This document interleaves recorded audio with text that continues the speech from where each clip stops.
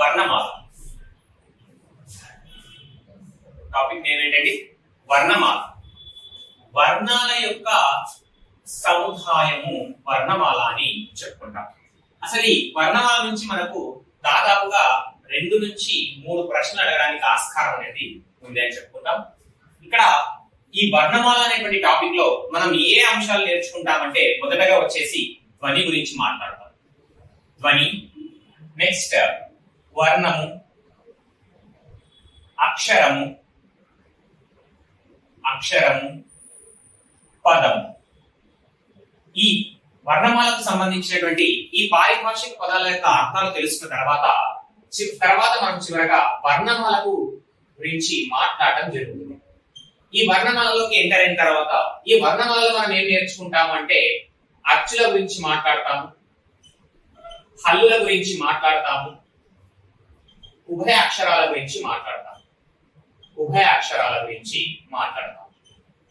అంటే అచ్చులు ఎన్ని, హల్లులు ఎన్ని, ఉభయ అక్షరాలు ఎన్ని, వాటిలో మళ్ళీ ఏమైనా రకాలు ఉన్నాయా, వాటి అంశాల గురించి వివరించుకుంటాం. నెక్స్ట్ ఈ అంశాలు అయిపోయిన తర్వాత మనము వర్ణోత్పత్తి స్థానాల గురించి మాట్లాడతాం. ఏంటండి? వర్ణోత్పత్తి స్థానాలు, కంఠోత్పత్తి స్థానాల గురించి మనము ఈ అంశాలనేవి మొత్తంగా ఈ వర్ణమాల అనేటువంటి టాపిక్ లో మనము నేర్చుకుంటాం.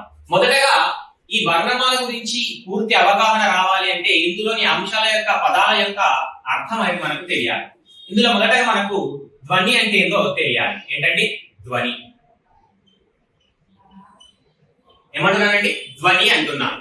ధ్వని అనేది సాధారణంగా చూస్తే భాషకు సంబంధించి వాగీంద్రియాల ద్వారా ఉత్పన్నమైనటువంటి దానిని మాత్రమే భాషా ధ్వనిగా మనము తెలియజేస్తాం. అంటే ఇక్కడ చూసుకుంటే ధ్వని అనే పదానికి శాస్త్రం ప్రకారంగా వస్తే చప్పుడు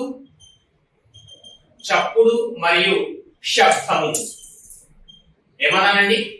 ధ్వని అనే పదానికి చప్పుడు, శబ్దం అనేటువంటి సమానార్థక పదాలు కలవు. ఏంటండి? సమానార్థక పదాలు, ఒకే అర్థాన్ని ఇచ్చేటువంటి పదాలను సమానార్థక పదాలు అంటాం. శాస్త్రం ప్రకారంగా చూస్తేనేమో ధ్వని అనే పదానికి చప్పుడు, శబ్దం అనేటువంటి అర్థాలు ఉన్నప్పటికీ అదే భాషా ప్రకారంగా చూస్తే ధ్వని అంటే ఏమిటయ్యా అంటే వాగీంద్రియాల ద్వారా, ఏమన్నానండి? వాగీంద్రియాల ద్వారా ఉత్పన్నమైన